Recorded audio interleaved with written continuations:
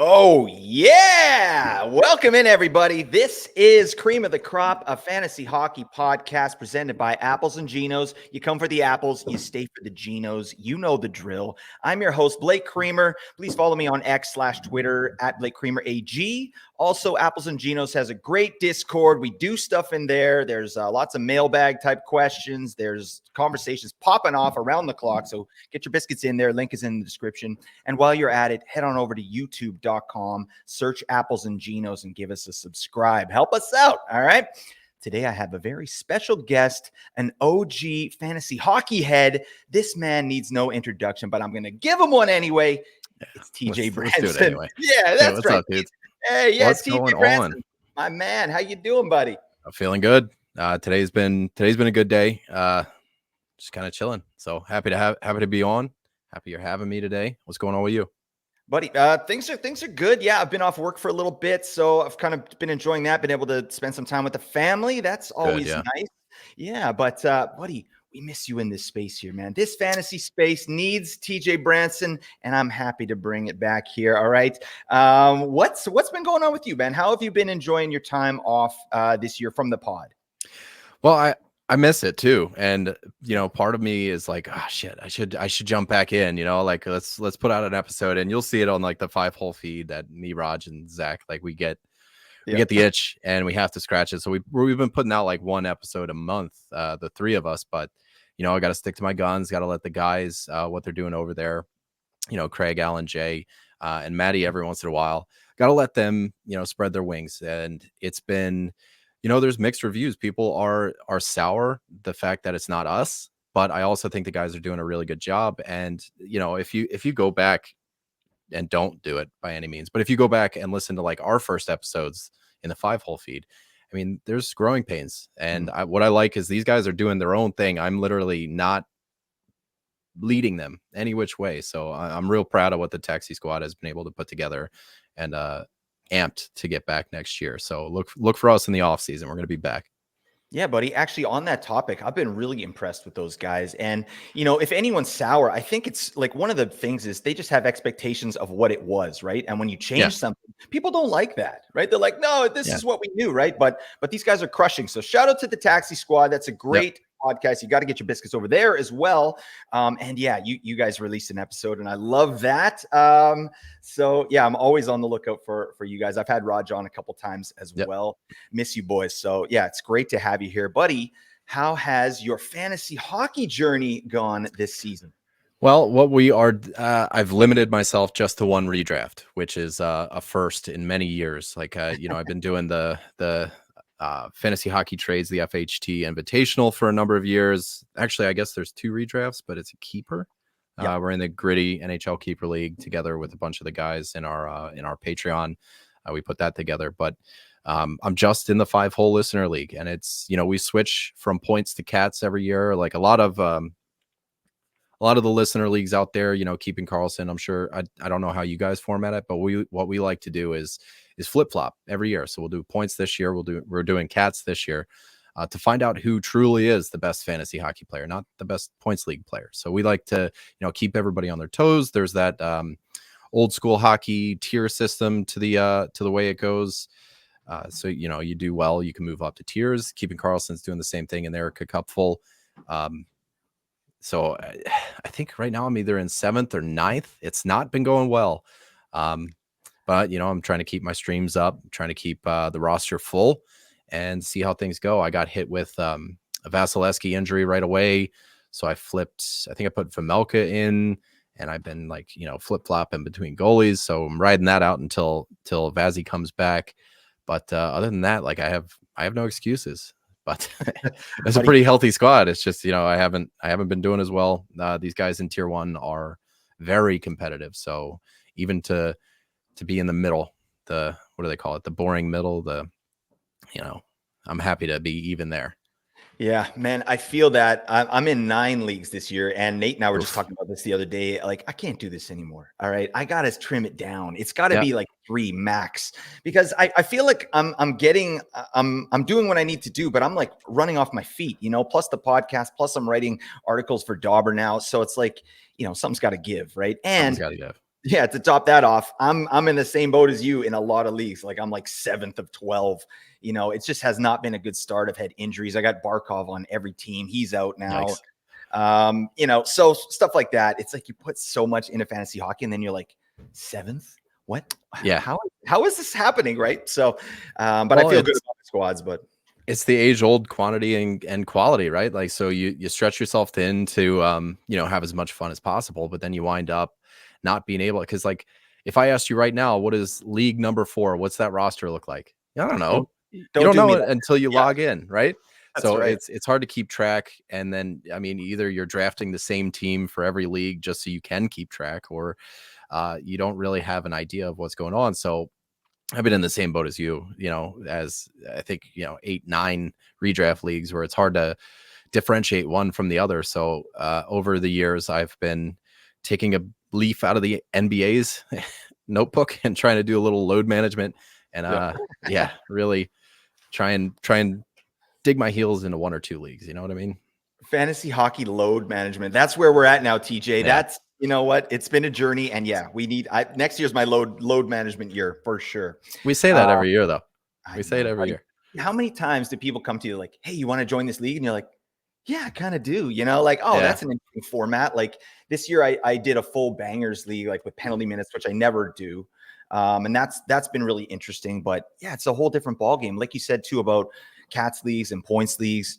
They're so freaking different, man. Yeah. Like Yeah. cats leagues to me, I need to work on that, right? Like I need to figure out a better strategy or more efficient strategy because sometimes I feel like I'm reacting as opposed to being proactive. You know what I mean? Which one do you like better? Because obviously you're in cats leagues this Oof. year, but what do you like better, points or cats? I think points just, it kind of grooves better with my brain. It makes sense. Like, offensive players are better and they're more desirable. Where it feels like, cats leagues, there's a little more micromanagement. And to a certain type of player, like, that's going to be preferential. I just don't think I'm that type of player. Like, you're going up against one opponent where, okay, maybe you can pump up blocks, and then you find yourself, going to the waiver wire and hunting blocks. But to hit on those guys in points leagues where it's like, all right, I'm betting this guy's going to score. There's a little more, I don't want to say a little more skill involved in that, because there's skill involved in cats leagues too, but it's micromanagement versus hedging your bets in points leagues where, you're looking at the numbers and making your bets on who's going to score and who's going to break out of slumps and things like that. So I just think, for me, points leagues make a little more sense, and because of that, I have more fun doing points leagues. But cats leagues, I can definitely, I can get on board. I don't hate them, but they're Yeah, not. I'm with you, buddy. I would say I like points leagues better, but it's like I want to play more cats leagues so I get better at them. You know what I mean? So that's kind of what I focused on this year. I'm in a bunch of cats leagues. I'm getting trucked. I don't know what the And hell's going. and with cats leagues, like, you add hits as a category, so hits have just as much weight as maybe a goal does, but they're easier to come by, so they're not as valuable. And that's a whole different conversation. But what I'm getting at is, the pool of relevancy is a little bit bigger. So you find that there's less trades that happen because, you know, people have different needs for their teams versus Yep. in points leagues where, you want William Nylander. There was a trade I made in a dynasty. It was, I gave up Kucherov and I got Nylander and Jesper Wallstead. So like when Dang. points leagues, they jive a little bit better because the needs can be met where you're just thinking about positions versus, oh, well, does this even out my blocks? Like, how do I, my special teams points, do they kind of like add up? And trades, I feel like, get a little more stagnant in cats leagues, unless you can find a good partner where, you know, everybody's needs are being met and it's kind of a perfect scenario. But I feel like, with the waiver wire being a little more flush with people to pick from, like, say there's a week where you need blocks, you can just go to the waiver wire, sort by blocks, and then there's your guy. You don't need to make a trade for that. So I just feel like there's a little less action in cats leagues. Yeah, no, that's so true, buddy. I could talk about this with you all I day. Oh know. my god, we, this we got to what, forge what do we do? ahead, don't we? We actually have a show, but this guy jacks you up. Oh my lord, yeah, we need to get you back ASAP, buddy. All right, you need to start doing more than one episode a month. All right, come on. Yeah. All right, let's get to biz. All right. TJ and I, we are going to be bringing you 8 waiver wire ads that you need to make ASAP for rest of season value. These guys can help your squad. These players are all 50% rostered or under on Yahoo. Let's get into it. I will start, TJ, if that's all right with you. Yeah, send it. Sweet. All right. First player I want to talk about is from TJ's brethren there in Philadelphia, Owen Tippett. Yeah, this man is 50% rostered, so it's a little cheesy, but he still should be rostered, right? Nate and I actually talked about this player on our flagship show the other night. To me, Tippett is a player, he's kind of just bubbling under the surface. I think he's ready to pop off, but he just isn't getting the deployment needed to really hit in fantasy anyway. He's hot as of late, but that's buoyed. Is that a word, TJ? Buoyed. Yeah. By Smoking Hot Luck Metrics, his IPP in the last 5 games, 78%. So that's nice. Shooting percentage, almost 28%. So that's crazy high. And then his on-ice shooting percentage is over 20 as well, that's not sustainable, right? So we can definitely expect that to regress. But something that I really like about Tippett is, and I don't think this is going to regress, is this man's ability to get shots and chances, right?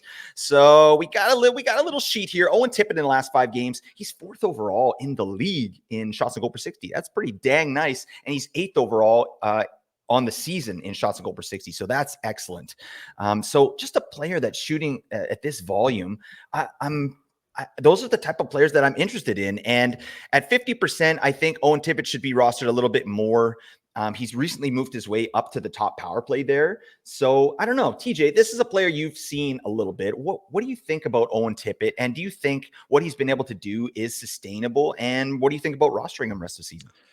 Rest of the season, I try to stay away from those questions, especially early in the season. But I think right now, like any player, when they're hot, you got to ride it, even if it's unsustainable. Those unsustainable points are gonna move you forward in your standings. So taking a player who's on a hot streak like Owen Tippett, what's he got? 7 points in his last 5 games. I think riding a player like that is what you need to do. And if he's somebody that's on your waiver wire, you're not going to feel too bad with a cold streak when you drop him. So as far as riding this player right now, I'm 100% on board with it. I noticed he actually went down in ownership. Like yesterday, we had these notes laid out, and he was 50%. Now he's 49. So I don't know why the tides are shifting for Owen Tippett, even at a small level like that. Like you said, power play percentage has gone up in the past 2 games. Vegas, Columbus, he was seeing 58, 63% of the power play time. And his overall time on ice is ugly. I'm a Flyers fan. And what you really need to understand about the Flyers, like our forwards, our top 2 forwards don't even break 20 minutes. So what Torts is doing is he's giving everybody, like he's got his top line, right? They're going to see the biggest minutes, but your second line is getting 16 minutes versus 19 for Couturier, who's even seeing, penalty kill time, right? So your leading forwards are not getting so much more than the rest of the guys on the team. There's like 1, 2, 3, 4, 5, 6, 7 guys who are all seeing around 15 minutes. He's rolling lines. So when a player is getting 15 minutes, 13 seconds, like Owen Tippett over the course of the season, that's about pretty much par for the course when it comes to Philly. So I'm not worried too much about the deployment, but his hot streak, you got to ride it. You got to ride it. Yeah, I mean, and he's on power play 1 now. So do you think that's something that maybe sticks? Because I mean, for me with Tippett, only 2 of his 13 points on the season have been on the power play. So it's not like he needs power play 1 to really go. But now that he's got it, like I think that's just another kind of win for Tippett and a reason to roster him. Tortorella and does it stick? Just not really synonymous, I don't think. So any of these guys, I mean, with the exception maybe of like Couturier and Konechny, are probably not locks. And that's the way I like to look at these power plays whenever I'm looking at it is, you look at Florida right now is a good example. Verhaeghe's on the top power play, and there's questions in our Discord, on Reddit. I'm sure there's some in your Discord as well, but like, is he going to stay on the top power play for the rest of the season? That's the easiest no I've ever given. Like, it's rest of the season right there. Like, no, it's straight up not going to happen. Everybody is kind of, with the exception of 1 or 2, who there would be like Barkov and Tkachuk, are not locks for anything. So when you look at and Konechny's not even on the top power play. I'm looking at it now. It's weird stuff. Yeah. So what are you really going to do here? Who's even a lock for being on the power play at all? I'm looking at, Bobby Brink and Morgan Frost are getting tossed around, and I don't think Tortorella has any rhythm to his madness. It's just, if you're playing well, you're going to get minutes, and that's it. He doesn't look at names. He doesn't look at numbers. There's faces, right? And if you're doing well, you're getting power play time. So lock for the top power play for now, until he goes like 2 or 3 games where he's cold, and then I'm sure it's back down to the second. And that's just how Torts is going to run his team. Yeah, strange stuff because he got so much deployment last year. Owen Tippett did, but I mean, you can't argue with 5 straight wins, right? Like things are going well. Whatever you're doing, keep doing it. That works for me, buddy. Why don't you bring one of your beauties, your must roster players, 50% and under? What you got, TJ? I got Wyatt Johnson. Dallas, with the exception, Nice. not even with the exception, like Dallas is just scoring up and down right now. They're over the last 2 weeks, they're the 4th most highest scoring team, and it's happening by committee. So a lot of these, like I know later in the mailbag, we have questions about Jason Robertson and Rupe Hintz, but Wyatt Johnson right now is kind of on a quiet roll, and there's reason to believe that his deployment is safe, that he is going to continue. So I'm looking at him over the last 2 weeks. No, that's not 2 weeks. Sorry, that's the season. But the last 2 weeks, that can't be right either. 4 goals, 2 assists. All right, so there you go. Over the last 2 weeks, 4 goals, 2 assists. 3 of them were on the power play. 2 of them are shorthanded. Yep. So this has just been a guy who's been pounding points through. 14 shots. He's more of a points league play than he is like a full banger play, but I'm big on Wyatt Johnston, and I think he's somebody that at very least needs to be on your watch list. Yeah, absolutely. I like Wyatt Johnston too. It's weird what's going on in Dallas there. Like you got guys like Matt Duchene, Tyler Seguin, Wyatt Johnston. Yep. Like these guys are doing more currently than guys like Rupe Hintz, Jason Robertson, and Pavelski, right? It's all backwards, right? But this is a guy that I know Nate was really big on last year, Wyatt Johnston, and he's had a nice start. I mean, 13 points in 16 games. That's excellent. Yeah. That's a 67-point pace. He's shooting more, which is really nice. Obviously, he's converting more as well. Looks like 18.4% on the season. But the bump in ice time, like it seems like that middle 6 in Dallas is really starting to develop some chemistry. Who's Wyatt Johnston playing with right now? It's Jamie Benn and Dadonov. Okay. So yeah, I like this player. What's he rostered at, TJ? Do you have that? 38%. And he's in the leagues that I'm in. He's ranked 90. He's inside the top 100, but my league is a little bit strange. Like the first 20 are all goalies. So it's real strange the way that this is set up. But he's in the top 100. He's 38% over the last 6 games. He's point per game. So I think Wyatt Johnson is somebody that should definitely be raising some eyebrows right now. Yeah, absolutely. A lot of these players on Dallas. One of the things that really caps the ceiling for some of those players that we just mentioned is there's no chance really they're going on power play 1, right? Yeah. Like Wyatt Johnson, unless there's an injury, and is it Wyatt Johnson that would go up? I think Duchene is probably the guy they might bump up there on power play 1 if somebody gets injured. I mean, depending who, but yeah, it would. I mean, if Wyatt Johnson got on power play 1, bang, this is like a slam dunk because this player looks really good. But yeah, it's kind of tough. It does cap the ceiling of those players, but yeah, 38% rostered. No, this man should be rostered at a much higher level. So I'm with you on that, my man. Let's talk about a player that we're actually getting pretty excited about over here at Apples and Ginos, Quinton Byfield of the Kings. Yeah. It took me a little while to get on board here, but I started watching just some highlight packages of this player, to go along with the metrics and stuff that I'm looking at. And damn, like first thing you notice of this guy, his skating is ridiculous. Something else that he does so well is puck retrieval. That's like, he's really driving some offense on that line just by getting pucks to these boys. Like, he's playing with Kempe and Kopitar, so that's really nice. But this he's a beast. Gotten definitely stronger throughout the season. 10 points in the last 8 games. He's definitely kind of in the tier of Owen Tippett, right, in terms of his ice time, right? Yeah. He's not getting what he needs there, but like I was saying, there's lots of signs that he's trending upwards, right? His deployment. Definitely ideal. He is playing with Kempe and Kopitar on the top line, and he recently supplanted PLD from Power Play 1. So now he's getting that Power Play 1 deployment, and it hasn't exactly equaled more ice time, but I think they're protecting him a little bit. They're putting him out there in offensive situations and not really relying on him for any kind of defensive play. But that doesn't really matter for fantasy, right? He's out there in offensive situations. This guy's got, on the season. So he's 14. What does he have? 14 points in 16 games. Metrics, the shots and chances are okay, right? He's 263rd on the season in shots on goal per 60, 57th overall in individual scoring chances per 60. But what's really standing out to me, TJ, is his on ice numbers, right? So Corsi 4 per 60 is 35th in the league on the season at all strengths, and scoring chances 4 per 60, 34th in the league. So he's at that. That's like, obviously he's playing on a good line there, but this guy's making stuff happen, right? With his ridiculous puck retrieval. Where do you see Quinton Byfield moving forward on this season? And is this a player you're excited about, TJ? Absolutely excited. He's been somebody that, picked second in the 2020 draft, somebody highly touted, finally getting a chance. And to kind of piggyback off what you were saying, he is on the top line and he's getting, better deployment, better line mates and everything like that. But with those numbers, like Corsi 4, scoring chances 4, he's also going up against better competition. Like opponents are not putting out fourth liners against Anze Kopitar.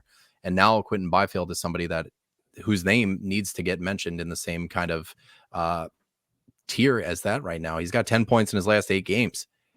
As far as anybody's concerned, he's playing like a superstar.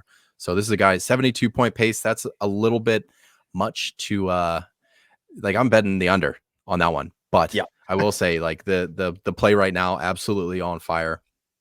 With that time on ice, I'd like to see some more shots come in.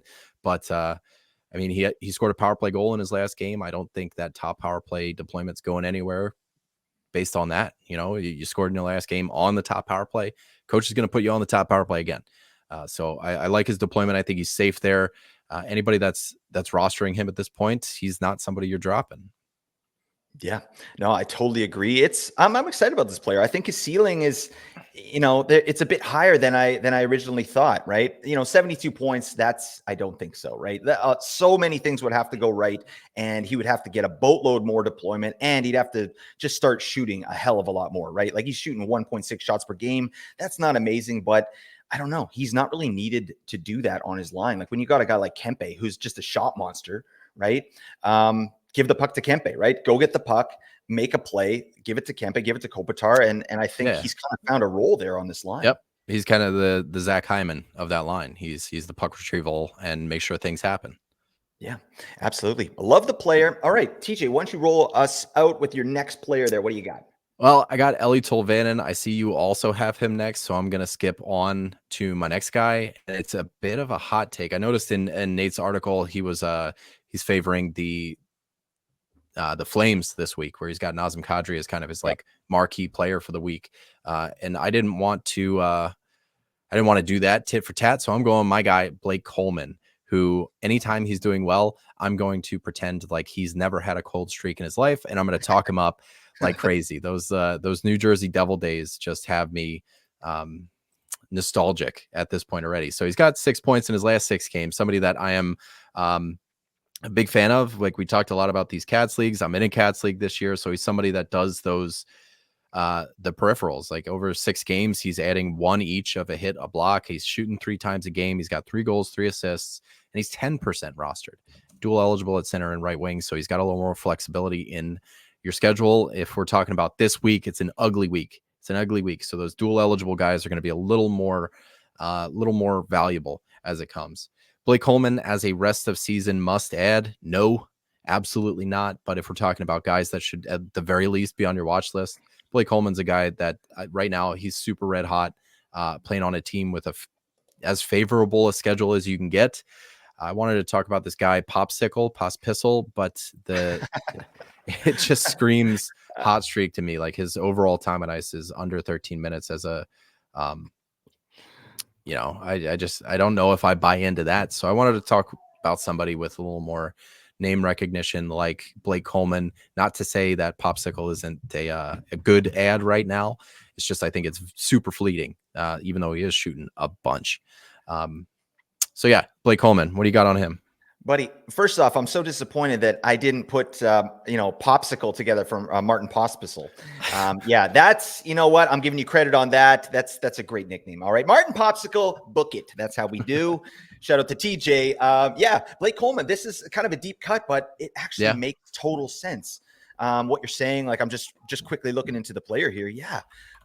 Especially for this week, but and before we go on, what's his rostership again? 10%, you said? Yeah, 10%. So, very, very available. And I mean, everybody's going to be looking for streamers this week. And what I like about Coleman is he's giving you a little bit of everything.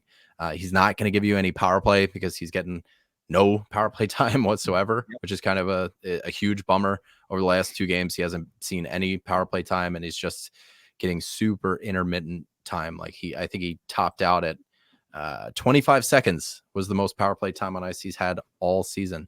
So he's not going to be that guy for you. But if you're looking for, like, when I'm talking about somebody 10% rostered, I'm looking at those 14 team leagues, those 16 team leagues that just desperately need somebody where all the power play is already dried up. So somebody like Blake Coleman is somebody that I'm looking at in those deeper leagues. Yeah, I like this a lot, actually. Like, just a little deep dive in here. First off, his deployment's really decent, especially over the last 5 games. He's playing just under 17 minutes, so that's better than the 2 players we talked about already, right? He's got 2 goals, 3 assists. That's nice. Shots a goal per 60, 43rd in the league. Blake Coleman, pretty darn nice. 86 overall in individual Corsi 4 per 60, and 59th in individual scoring chances 4 per 60. So that's excellent. Especially on this team, which has been, getting kind of caved in on the regular, right? Calgary's been a barn fire this year. That said, he's playing with Johnny Huberdeau right now, and I know everybody's that down used to on mean Huberdeau. something, right? Yeah, I know everybody's down on Huberdeau, but I'm not. Like, obviously, you got to be realistic. The guy's been terrible this year. He's somehow on a lower point pace than he was last year. Like, damn, that's really unexpected. Yeah. But I don't know. Blake Coleman, Mikhail Backlund, and I think it's Huberdeau. That's their line that they're rolling with there. That's a pretty nice line. And I think Huberdeau is going to bounce back. I'm basing that on nothing besides, his previous kind of what he's been able to do in the league. I think Huberdeau is not a 47-point player or whatever. And Blake Coleman's right there with him. He's on the line with him, and he's doing stuff at even strength, and the metrics are good. So I think it's a great little pickup here, especially for this week. 10%. This guy's out there, and you could do a hell of a lot worse than Blake Coleman. So yeah, I like that a lot. Let's move on. We've got some notes on this player together. So let's talk about Eli Tolvanen. I don't know. All right. But this man is 31% rostered. I'm interested to hear your take on this, TJ. But first, let's just talk quickly about his season stats on the Seattle Kraken. First off, Dave Haxtell. I say this all the time, but I got to say it again. He's playing Moneyball over there.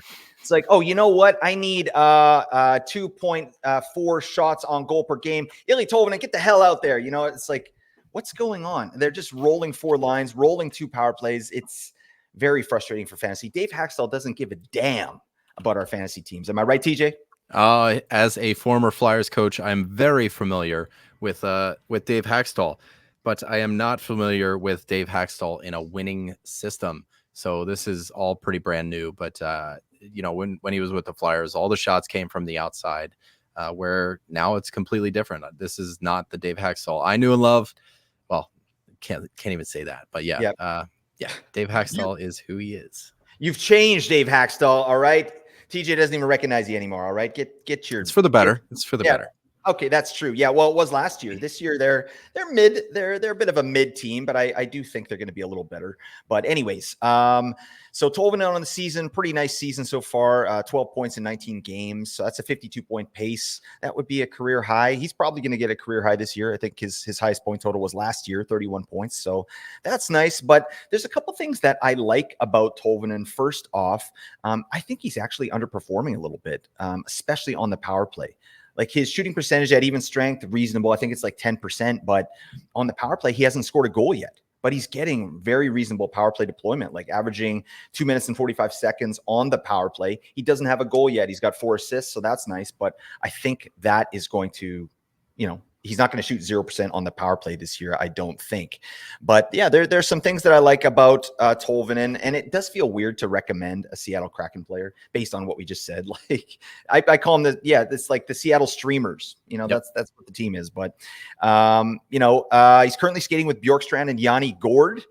and they've been efficient, right? But I just think that Tolvanen is mildly underperforming. He's getting prioritized a little bit, and I think there's been a little bit of a shift there. Like Nate and I were talking about Jared McCann the other day, how Tolvanen is actually getting more ice time and certainly more production than Jared McCann is. And Jared McCann scored 42 goals last year. What the hell? So to me, Tolvanen isn't a slam dunk by any means, but he should be rostered a hell of a lot more than he is. Where are you at with Tolvanen, and why did you put him on your list here, TJ? He's a multi-cat stud. I mean, he's got 38 hits through 19 games. So just actually, is that my brain is all mathed out, but I think that's like 2 on the dot, right? Yep, that's right. Yeah, right on the dot. So 2 hits a game, which is something that he's done in the last 2 weeks. He's right there, 2 hits a game, 17 shots on goal through the last 17 games, or through the last 7 games rather. But he's point per game, and like you were saying, he not even just like on the power play. His shooting percentage is way down from what I guess you could expect. I don't know if he's like one of those flip-flop every other year kind of guys, because looking back at his last 4 years, 17%, 7%, 16%, 8%. Yeah. So like, is he doing that? Is he like Claude Giroux and Anze Kopitar of years past? But the every other year thing. But the hits are great, the shots are great, and the deployment, like you said, I mean, it's as good as you're going to get in the Kraken. So I'm liking what he's doing. A lot of assists, power play. I don't know, multi-cat guy, dual winger eligibility, somebody who's available in a lot of leagues. I think he's somebody that definitely should have, again, just be on watch lists. And probably, I don't know, point per game with hits and blocks. He's somebody that I'd be holding right now. Yeah, absolutely. And he's power play 1. I'm air quoting for those people not watching on YouTube. Power play 1 there in Seattle. They literally split the last game. Like each unit got 2 minutes and 9 seconds. Like how did that, that's so Seattle. You know what I mean? But yeah, so he's lining up there. He's getting good power play deployment. I just like the player. And like you said, if you got any banger waiting in a points league, this guy's going to give you some value there. But I think he has a bit of a higher ceiling here, especially now that he's being prioritized. So there you go. We're talking Eeli Tolvanen. TJ, what do you got next? You got another player for me? I do. I got JJ Peterka, somebody who is super under the radar, who's been performing admirably. Peterka has, hold on, let me find him here.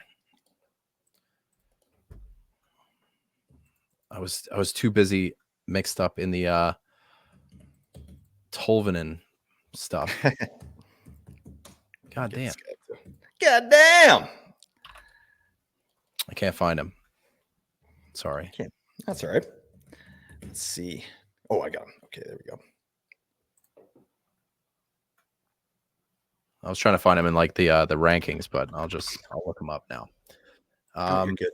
20% rostered, and over the last 2 weeks, he's got six points. He is strictly, and I mean this as much as it's going to be, strictly a points league option. So right wing only, 20% rostered. The time on ice is really good. The deployment is looking pretty nice. And Buffalo is one of those teams, it feels like they've woken up a little bit, and they're scrambling to get things together without Tage Thompson. So a lot of these younger guys are going to get leaned on. They're going to be throwing things at the wall until it works. JJ Peterka is right there with Middlestat, Zach Benson on somewhat of a kids line, but it's looking like it's working. So Peterka is, he's putting things together. He's getting shots on net, scoring on the power play. And he is on the top power play. So that's something worth mentioning. Somebody 20% rostered that you can find on a top power play. I think the only downside of this guy is he's right wing only, but right wing's one of those harder to come by positions. So I don't mind having him. Yeah, I like this. I like this pick a lot. It's a player that I don't have anywhere, but I tried to get in a couple dynasty leagues that I'm in, early on in the season. And then, I got rebuffed. No one wanted to get rid of him because, this is a good player. 14 points in 18 games he's got. That's excellent, right? And, with Tage out, there's going to be a bit more offensive opportunity for this player. His deployment is, again, similar to some of the players we're talking about here, right? Like Owen Tippett, Wyatt Johnson, all these guys. Like his average time on ice, 15 minutes, 12 seconds. That's pretty nice. But under the hood, he's looking pretty darn good. Like on the season, 85th overall in shots and goal per 60. That's nice. 81st overall in individual Corsi for, and then, kind of middling in scoring chances for. It's 130th. But yeah, I like the player a lot, and I love the power play one deployment. Obviously, that unit is not as solid without Tage, but he's been there for a few games now. Yep. And the time on ice is trending up. So it's over the last 2 weeks, it's 17-12, which kind of blows his season long out of the water. So this is a guy who's trending up even in the coach's eyes. And with 20% rostered, like I said, that's 4 out of 5 leagues that you can go out and get him. And somebody worth looking at, especially if Buffalo is one of those teams that has a good week, which this week is not one of those weeks. But, whenever they do, he should be on the tip of your tongue.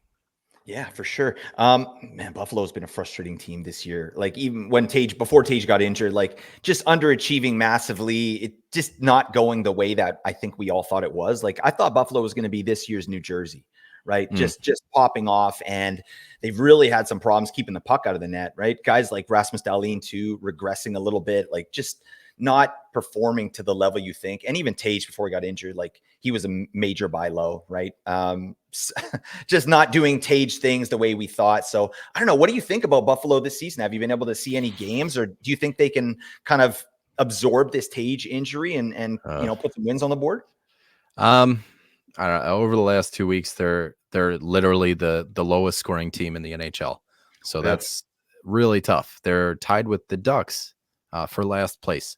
It doesn't look good, and until Tage comes back, I don't know. So with that, I wonder if things start to, if they do keep moving things around. But even over the last week, Buffalo, you still bottom 5. They've got to figure something out. And that show ain't no good. Yeah. Even though JJ is one of the guys that's doing well on a team that's not. So I wonder if that somehow gets him more deployment over the course of the next couple of weeks while they figure this out. All in all, if I'm painting with a wide brush here, like I think Buffalo is going to be okay, but I think last year might have been premature, right? I feel like the coming out party happened too quickly, and this year is kind of more of a realistic view of what the Sabres are. Obviously they're trying things out. Zach Benson's got an extended look. This is a team who's honestly just figuring it out. So they're going to bide their time. When you see teams like Jersey and the New York Rangers kind of like right down the street doing as hot as they are, you got a little bit of time because you're not competing with guys like that right now. Yeah, no, it's a really good point. Like last year was a coming out party, and I think, in the offseason, you start to do your homework on these players, right? Like, I don't think anyone expected Tage to do what he did, that whole line to do what they did, and they have not been able to recreate that as of yet this season, right? Players do their homework. I look at Edmonton too, like, there's just the power play, how amazing it was, and then obviously, like this season has not gone to plan so far for the Oilers, but like, these are professional coaches, they're professional players. They put in the time and like try and negate the advantages that these teams have. So I wonder if some of that is coming into play. Who would have thought that Tyson Barrie was the guy that was holding the whole Edmonton Oilers together, right? The defensive woes, the power play. That's exactly what Tyson Barrie does.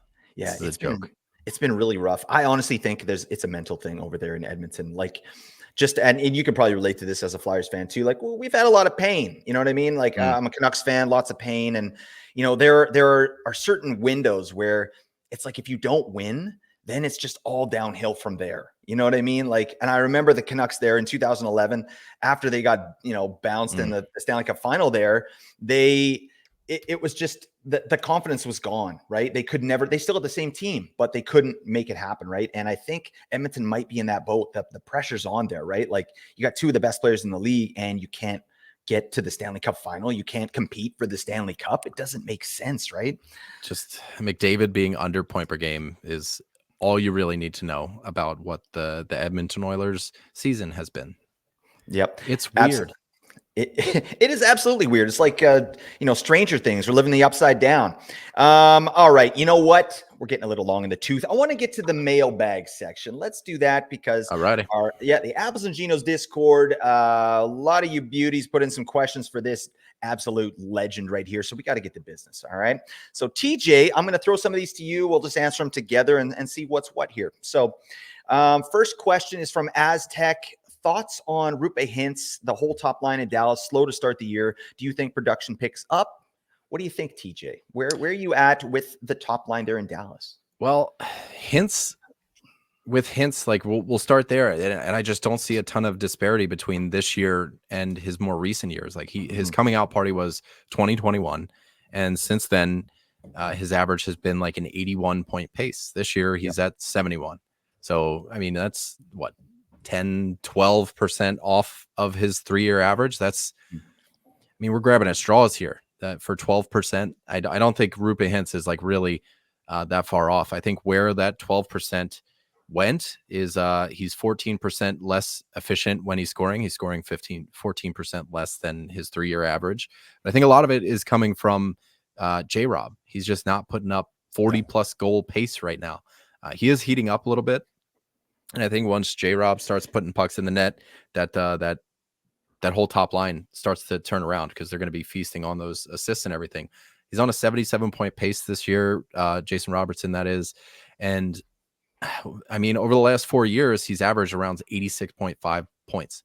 So again, we're getting greedy, I think is what it is. Like that 100 point pace, or the 100 point season that he put together last year kind of, piqued our interest and got us thinking about a ceiling that may or may not be there. Maybe that was the ceiling.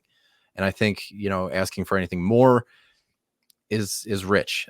All in all, Jason Robertson's 11% down on his point production. So it's not a huge disparity. But where I do see some missing stats is the shooting percentage for J-Rob. He's down 26%. His 5-on-5 shooting percentage is almost half what it was last year. 46 goals last year, right? That's going to be really hard to reproduce when you're shooting almost one shot a game less than you were last year. So, even the 5-on-5 advanced stats, the goals per 60 is down 60%. The IPP, which is a huge one, is down 20%, way off of his averages. The high danger chances for down 27%, scoring chances for down 26%. This is a player that needs to find his game again to bring himself back to find that 11% more points. And again, like I don't think we're that far off. And those performance-based stats are the ones that are down. There's not a ton of like luck-based metrics that are down outside of the IPP being off. So this is something that the numbers aren't going to point you in a direction. This is something that he needs to fix from an individual level. So there's nothing. I mean, there's the IPP, but outside of that, there's nothing that I can say like, oh yeah, he should bounce back and it's going to happen soon. This is a guy that needs to, maybe he needs to reinvent his game. Maybe like Tage, maybe the book's out on J-Rob too, right? Like this is a player that people just know how to play against now. So maybe he needs to reinvent himself to find that extra 11-12% in point production over his 3-year average. So, I don't know. Is he a buy low? Is he somebody like I don't think another 100-point season is on the way for him or Hintz. Not to say that Hintz was ever a 100-point guy, but I think this top line, heavy emphasis on the word should turn it around, but I don't think they're going to turn it around to potentially where he was on draft day. J-Rob was kind of wasn't he getting first round treatment in a lot of leagues this year? Yeah, absolutely. I have him in one spot. I picked him 9th overall in the Cupful League. So, and I felt good about that. I was like, wow, this is great. Right. But yeah, I agree with all the stuff you're saying. It's funny. We get expectations on players, don't we? Like, and then we chase young players, especially. Oh, for sure. I mean, this is weird because last year, Jason Robertson was almost a contract holdout, right? And then he comes in and just lights up the league. Like I was not expecting that. So you got this man at mega value last year. And then this year, it's kind of, he's kind of limping out, right? 77-point pace. That's great, but not really for a first round player, right? And way below expectation. Yeah, I think one of the big things with J-Rob for sure is, and Hintz and Pavelski, is the power play hasn't been cooking the way that it did last year, right? Like that's where a lot of their production was coming. This Jason Robertson got 41 power play points last season, right? They all kind of just went off on the power play. And not to mention Rupe Hintz in the playoffs. Like if Dallas made it to the Stanley Cup Finals, he might have been the Conn Smythe winner. Like he might have led the playoffs in points, right? So I think that's where some of the expectation comes for those guys. But I mean, Dallas is obviously still winning. They're still playing well, and they can sort of absorb this not subpar play, but kind of these slower starts. But I think I'm with you on Hintz. I think that's maybe a point per game player, max. But I do think that Jason Robertson can still, maybe not 100, but I think he's got a lot more to give, like 90, 95, 90 to 100, maybe 100 is the ceiling, right? But he needs to shoot a lot more. And there's been some really good trends there with Jason Robertson. Like last 5 games, he's 19th overall in shots and goal per 60. That's great. He's 9th overall in individual Corsi for, right? Those are great numbers. Where on the season, he's 90th overall in shots and goal per 60. And he's, 39th overall in individual Corsi for. So worse numbers on the season, better numbers in the last 5 games. So that's trending upwards. I like Jason Robertson a lot. I think, he's a buy low. I would kick tires on any manager. Might be feeling squirrely with Jason Robertson. You might be able to snag him there. Hintz is the same. Like I feel like the reason that he's starting to worry people is just because of how hot he came out of the gate. It was 11 points in his first 8 games, where his shots were over 3, and then he had a 4-game pointless streak, and then put together 2 points in the last 3 games. So I wonder if it's just like a level of frustration. But also keep in mind, like that's who Rupe Hintz is. Like hot streak, cold streak, hot streak, cold streak. There's no consistency. And when you look at it over the scope of a season, when you go on to, Frozen Tools or Hockey Reference or Natural Stat Trick, oh, this guy's a 70-point guy. No, he's going to frustrate the hell out of you 2 weeks. And then for the next 3 weeks, he's going to put up a 150-point pace, and then he's going to go cold. And that's how he puts together a 75-point pace. Is half of his season is 150-point pace, and the other half is a 0-point pace. That's it. Streaky player. One of the neat things about Rupe Hintz, actually, Nate and I sort of identified in the offseason, is how valuable he is to the power play. Like his on-ice numbers on the power play, like Corsi 4 per 60 scoring chances. They are incredible play drivers, ridiculous. That whole line. Yeah, but this guy was like number 1 in the league. Like he's next level. He's elite at that. So, and that hasn't been the case this season. So I do think Dallas power play is going to start going here, but I mean, they've got these middle 6 guys, like keeping them afloat, no problem there. But both these players are buy lows to me. Joe Pavelski's just doing his thing. Yeah, I'm happy with Joe Pavelski's production so far. So cool. Let's move on. Let's move on to the next question. We got it from some guy named JHar11. He's asking you, what's it been like to put up with him for the last 5 years? Easy, man. He's a good dude. Just a freaking pleasure. The guy's a beauty. Yeah, he's easy to put up with. There's some other guys in the Discord that there you go. They grind the gears, but JHar ain't one of them. A couple of wieners. Yeah, there you go. Yeah, all right. Shout out to Tom. JHar also had a question. The question was, in all seriousness, do you think the Canucks are real? There's some stats that are going to regress with that. How do you think that's going to impact the roster and the players on the roster? Man, their shooting percentage is out of hand. And I think the conversation kind of starts and ends there. Top 3 points producers in the league are Vancouver Canucks.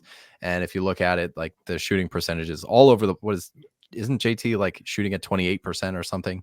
Yeah, that's totally sustainable. Come on. I don't know. I feel like they're riding it. And even if they go cold for the rest of the year, like their averages are still going to be too high by the end of the year. So this is one of those things, like it's not going to come down to exactly at the mean. It's always going to be high, but I do see it slowing down over a little bit. Yeah. I mean, you're closer to the Canucks. How do you like them? Yeah, absolutely. It's going to regress. There's no question there, but there are some things like I like what you said there. I don't think the regression is going to be massive. Like it's not going to go back down to, previous numbers. Like I do think that the Canucks have turned a corner, and I think it has to do with the coaching, right? Like we actually have a structure now and some accountability on the team. So they're not going to regress to some crazy level. I think they're a playoff team. Like where in the conference, I don't know, but I do think the Canucks are a playoff team based on what I've seen. But that said, this shooting percentage is ludicrous, right? Number 1 in the league at all strengths. That's not going to happen, right? So the thing that will probably happen though is that power play in Vancouver is ridiculous. And Quinn Hughes in particular, this is a guy that out of his mind. Yeah, and it's not.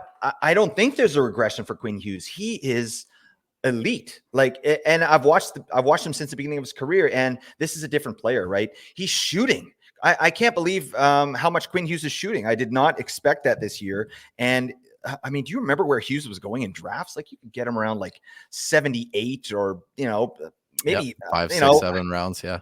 Oh man. So, I mean, it's just been amazing what he's been able to do. Like on the season, Quinn Hughes is 12th overall, all defensemen in shots on goal per 60, 9th in individual Corsi for, 6th in individual scoring chances for. Like those are elite numbers. So when you got a guy like that sort of heading up the back end, especially on the power play, that's going to keep the Canucks kind of in the win column, I think. But yeah, I mean, all those guys in the power play, I think, should probably maintain value. I wouldn't expect too much out of Big Kuzi. Unfortunately, he's kind of the odd man out. He'll probably get 60 points, and Besser's going to regress too. He's a major sell high. But Miller, Pettersson, and Hughes are good to go. I don't know where you're at with that. Yeah, I don't think you guys should start planning the parade, but I think you guys are in the playoffs this year. I hate to hear this. All right, that's dang. Yeah, all right. I think you guys make the playoffs. I think that, this is a good team that's going to stay good. There's some kinks to work out. Even like, some of the young guys are looking really nice. And there's, I mean, it's not like the depth scoring has just disappeared. Even Hoglander, is putting up here and there. He's looking solid. Hronik coming out of nowhere. Like these are guys that, kind of stand at the forefront. Like, what are you doing, Hronik? Are you just kind of, are you the Remora on the Shark that is Quinn Hughes, or what's going on? Buddy. Okay. Well, TJ says we have to cancel the parade. I'll cancel the dancers. That's fine. No, you can keep the dancers. Just get rid of the float. Okay, yeah, you're right. All right, that's fine. That's some money savings there. All right, let's move on.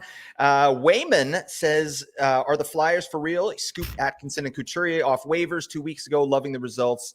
TJ, I'm going to kick to you. Are the Flyers for real? Oh, no, I don't think so.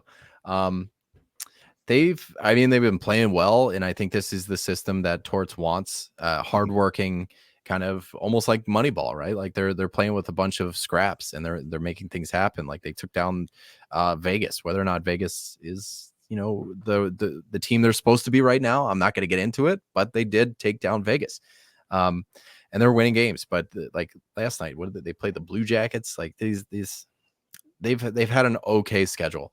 I like this powerrankingsguru.com. It's got the strength of schedule, shows you like who's had an easy road, who's had a tough road. And again, it shows you the flip side, who's going to have an easy road, who's going to have a harder road. So the Flyers are kind of middle of the pack. They haven't seen like tough competition. They haven't seen easy competition. They're seeing a mix. And I just feel like they're playing well, but I don't think that this is a team that's for real. Mm-hmm. And I don't know how much fantasy value is going to be there, just because of things that I said earlier in the show, where everybody's ceiling is kind of capped just because of the way that Torts manages his team, with 15, 16 minutes kind of being the cap, the top, like the glass ceiling that's hard to break through unless you're named Konechny or Couturier. There's not much that's going to happen there. So you're going to have a bunch of like solid streamers who are going to go on rotating kind of hot streaks, and you're gonna have to follow that. So I don't know if outside of Couturier or Konechny, if there's any like season long holds. Obviously Sanheim's playing well, but I was kind of just talking about the forwards. But I feel like this is another team that's just kind of punching above their weight class and is due for a wake up call. I like it. I think it'll come.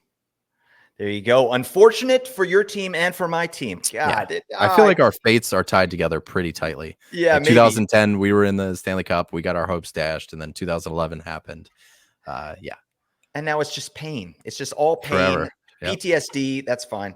All right, let's move on. We got a couple questions on the Minnesota Wild here. Scholes says Spurgeon expectations rest of the season, and then G'day says, does Gus the Bus bounce back? So first, I do want to talk about Gustafsson.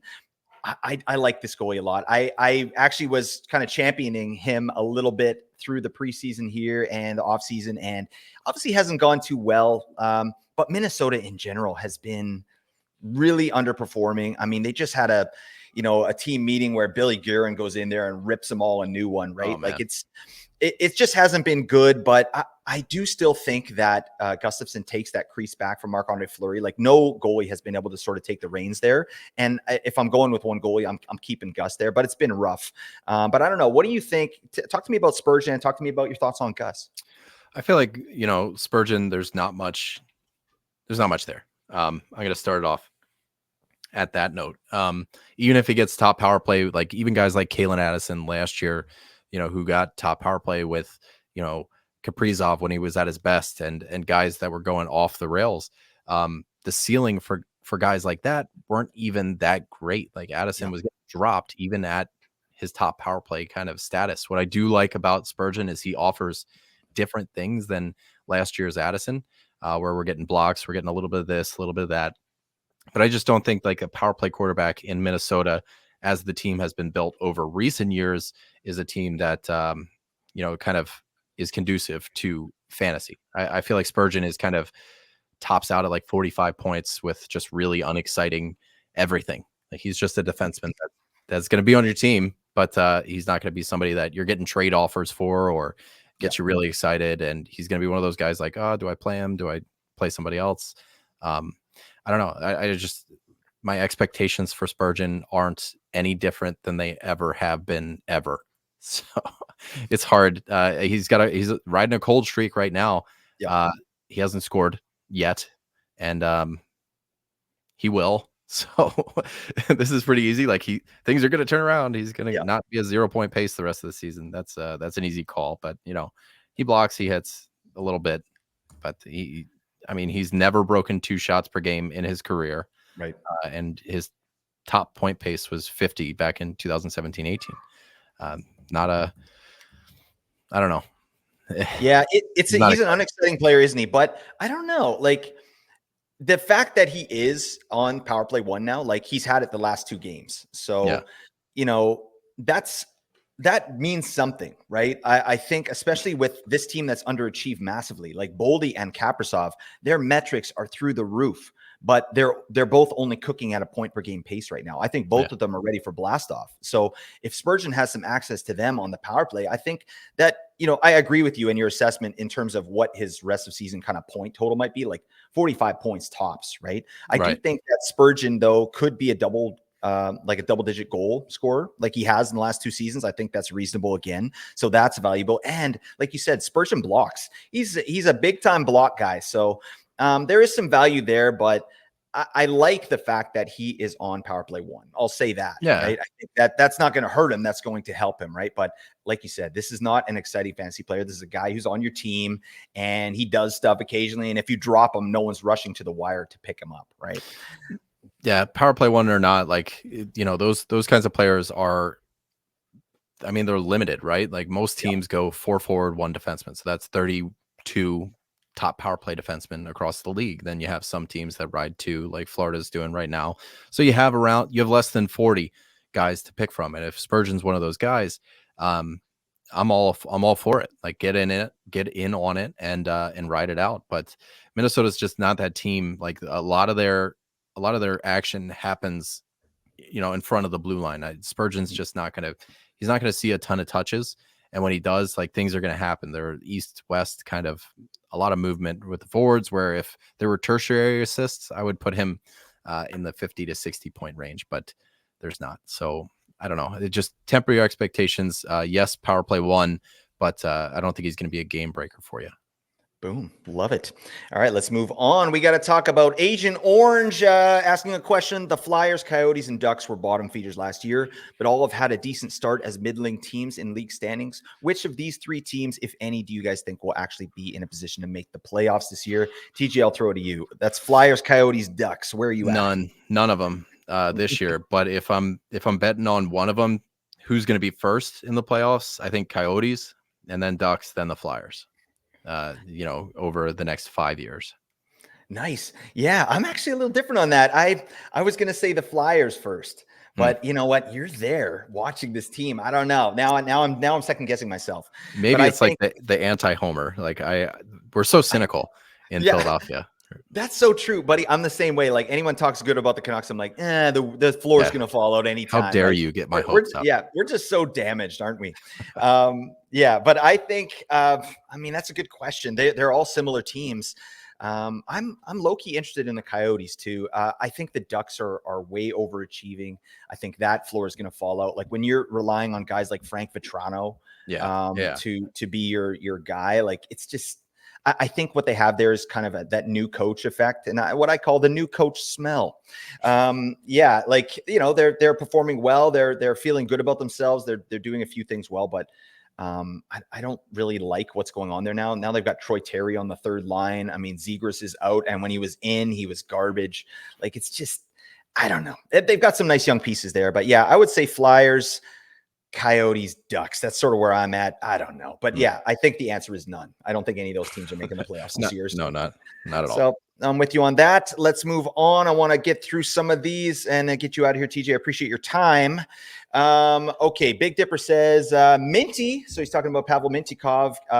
Hold on to him. And also, is OEL in trouble on Power Play 1 there in Florida, or is he there to stay? First off, what do you think about Pavel Mintyukov? I mean, 4-game pointless streak. That's exactly like Spurgeon. But if I had to pick between the two, I'd probably take Minty. Just to give you a little idea of where I stand with where my excitement level is. He's depends on like what you're looking for. What I like about Mintyukov is he's hitting quite a bit. The hits and the blocks are over 1 a game, and the shots are right about where Spurgeon's are. So if we're talking about that kind of like bottom 4B kind of top power play guys, I would have Mintyukov ahead of Spurgeon in terms of, excitement level and rest of the season projections. Yeah, absolutely. I like what you said earlier, just managing expectations, right? Like, this is a young player. He's 19. He's come in kind of, full of piss and vinegar. That's great. 10 points in 18 games. But yeah, the deployment's still not great. Like, if you look at his last few games here, like 17 minutes, 17:35, 19:59, 18, all, it goes on and on. Like, that's not what you want to see, right? And some of that Power Play 1 share has gone away as well, right? They're starting to put Fowler back up there. So, just manage expectations. I'm not sure that he's going to be a hold rest of the season. Honestly, I think Anaheim was sort of a hot item there for a little bit, and it's starting to come back down to earth. And I think, if you needed to drop Mintyukov, you probably can. Certainly not in a dynasty league. But what about Ekman Larson there and the power play deployment they're rolling out in Florida? That's one of the slipperiest slopes. Like I said earlier in the show, like I feel like the only 2 locks on that top power play are Tkachuk. Well, actually 3 locks, Reinhart and Barkov. I feel like this, as soon as Barkov comes back, one of Montour and Ekman Larson are gone. And I just feel like what Montour did last season was enough to push OEL down to the second power play. They'll probably run with 2 defensemen on their second power play and pop Nick Cousins out of there. So I think OEL is kind of he's the guy that's going to be the odd man out when Barkov gets back.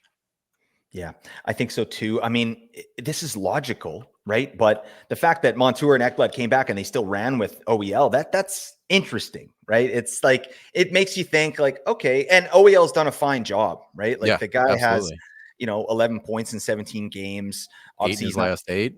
Yeah, he's not known for his defense, right? So they're putting him out there in offensive situations. But that said too, like, I thought he could have done a little more. Like, he had some amazing deployment. And then if you look at his last game here, he's only got just under 18 minutes in that game against Anaheim. So I'm not sure. I didn't watch that game, so I'm not sure why that is so low. But if that's something that continues, I mean, we have to keep an eye on that, right? For me, like, I just don't see how they don't put Montour back on that top power play. And if they don't choose Montour, then you put Ekblad on there. Like, this guy's third in the pecking order, in my opinion, right? Yeah. So yep. That's how I'm treating Ekman Larson. I don't have him anywhere, so I don't have to worry about it. But I think he is in trouble on Power Play 1. He still could be a reasonable stream if Florida has a good schedule, but I don't know. I'm not sold. This is a guy I'm selling. Like, half of his points are goals, and his shooting percentage is 8 times double his average, but 8 times what it was last year.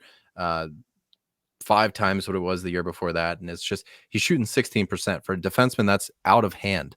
And for half of his points to be goals, obviously the coach likes it and is going to keep him up there. Like, coaches don't care about sustainability. Like, a hot player is going to play those minutes, and you're going to get those chances. So like I don't know what happened in that Anaheim game that kept him under 18 minutes even, but when a player's, 8 points in his last 8 and is shooting like he is, scoring goals, that's what coaches like, and he's going to stay there. So we'll see. I think with this Ekblad or not Ekblad, Barkov injury, like they're going to play that out and let the 2-horse race of Montour versus OEL kind of play itself out, and whoever works better for the power play is going to get first crack. But Yeah. I think, if we're looking game 82, it's Montour or Ekblad and then OEL in terms of, like you said, the totem pole, the pecking order. Yep, makes absolute sense. Buddy, we have some more questions here. Do you have some time? I just want to respect your time here. Yeah, I got, let's see, where are we at? 3:30. I got about 10 minutes, so let's check this. I got stuff written up on Mika, so I definitely want to hit that. Yep. And if you want to throw the API question, fine. But yeah, I do actually. Okay. Yeah, no, I'm interested in that. So, anyways, okay, so let's talk about we're gonna pick and choose here. We got Odd Pounding. Love the name, my man. I don't know what's going on there. What's up with Mika Zibanejad? Where are you at with Mika Zibanejad here, TJ? Well, prior to this, I thought we were doing buy low, sell high. So I have a bunch of notes on Mika Zibanejad, which is great for a question like this to have come up organically. 20% IPP at 5-on-5. Yeah. That should be enough to kind of get you started on a trade offer for Mika Zibanejad if you're not an owner. And it should also keep you pretty optimistic. Things are going to turn around. If I'm going to continue to lead the jury here, he's got 0% 5-on-5 shooting, which is unlike him, very unlike him. And his expected goals is right around 2. So, he's getting to those. When you look at expected goals, this is not a predictive metric. This is it's looking at where he has already gotten to, but it can give you an idea of where a player likes to play. And when he's getting to those dirty areas, this is a player that is going to continue. That's just how his game is. He's going to continue to get to those dirty areas. So with an expected goals of 2 and 0 real goals, this is a guy that's getting kind of unlucky. He's getting beat by goalies. The goals for percentage is around the same as it's been in recent years. He's just not getting the touches as he is, as you can see by the IPP being 20%. Right. Shots on goal per 60 is up. The scoring chances for per 60 is consistent where it has been in recent years. High danger chances for consistent where it has been in recent years. This is, for me, this is an easy diagnosis of bad luck. The only concerning stat to me is goals for per 60 while he's on the ice. So the goals for percentage. It's down 45%, which is something that Mika is definitely playing into. He's not scoring goals, so while he's on the ice, less goals are getting scored. Granted, it's only 2 that he is quote unquote owed by expected goals metrics, but that's another metric that I expect to turn around once Mika does get going. His 5-year point pace average is 86.5, and he's currently at a 55-point pace. So for me, like, he is going to pick it up. He should pick it up. That's a word that I lean on heavily when we're talking about sustainability and where players are going to be is should. He should pick it up, and it should be pretty violent to get back to his averages. He's going to have to go on a tear to get back and like to make up for this missed time. So if you can send somebody off, like some of these hot players, like even Brock Besser, if you could do Besser for Mika Zibanejad, would you do it? Yeah, I would absolutely. I've been talking about I just don't think Besser can sustain what he's been able to do. I think that's common sense, but people love to chase performances. They love to look at the overall ranking of the player. Like Besser's way up there. Yeah, exactly. Like, what's the harm, right? I am right with you.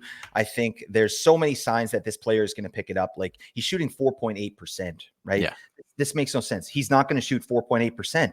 That's not going to happen. Like you said, like, you're speaking my language. All his metrics at even strength, they're all reasonable, but he hasn't scored, so that's fine. Or 5-on-5 or whatever. And the power play hasn't been going very well either. And he's going ballistic there with his metrics. Like, his shots on goal, his scoring chances, his Corsi for, it's all nuts, right? But he's not converting.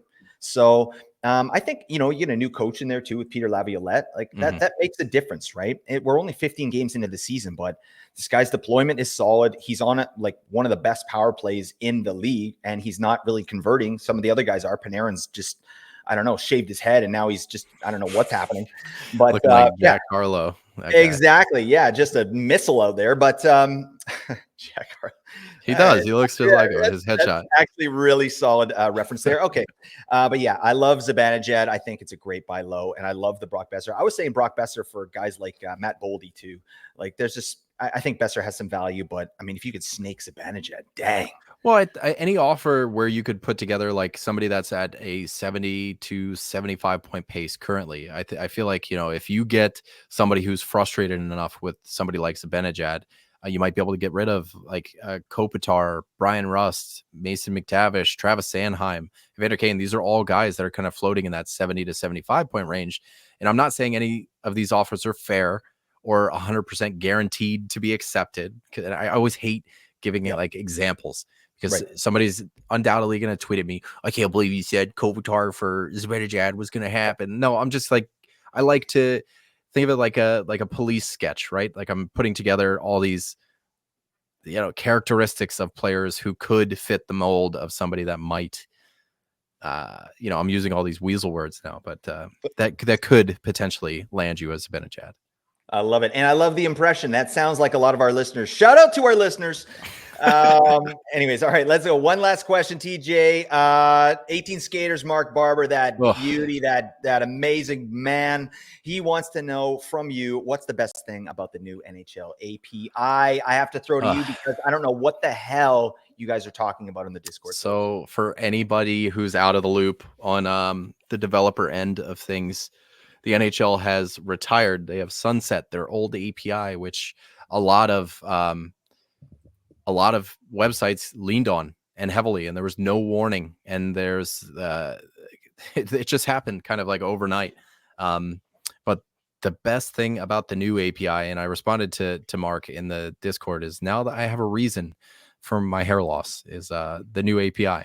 The FHFhockey.com is broken because of the new API. Our game grid, our stats, everything is gone, and I'm working to get that fixed, but it's just been so difficult. So I'll let you know, Mark, as soon as I find a good thing about this change. But it has been tough, really tough to swallow. It's rough stuff. I'm gonna piggyback on top of that hair loss comment. Yeah, that's my reason for my hair loss as well. The API. It's the new HL API. So, buddy, yeah, that's my story. I'm sticking to it. TJ, thank you so much, man. Sure, man. Had a I'm blast. so glad. Yeah, you really helped me out last year too in my previous podcast, Fantasy NHL Today.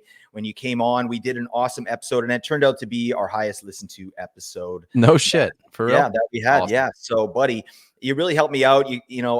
I'm a big fan of the work you do. And, I'm obviously a big fan of the Taxi Squad guys as well. So, but yeah, definitely looking forward to any time you are getting back on the mic, because you got a fantasy hockey brain and it needs to be picked. All right. For our benefit. Okay.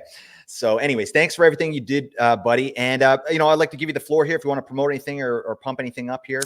No, I mean, just give the Taxi Squad guys a listen, see what they're doing with our platform at this point. Guys at Apple Ginos and Keeping Carlson are the staples right now. But look for us to come back as soon as the off season hits. We always take that 6 week ish hiatus, and as soon as that comes back, we should all be recharged and ready to go. Like Raj is chomping at the bit. When we first were talking, like, hey, should we take a year off? Raj was like, no.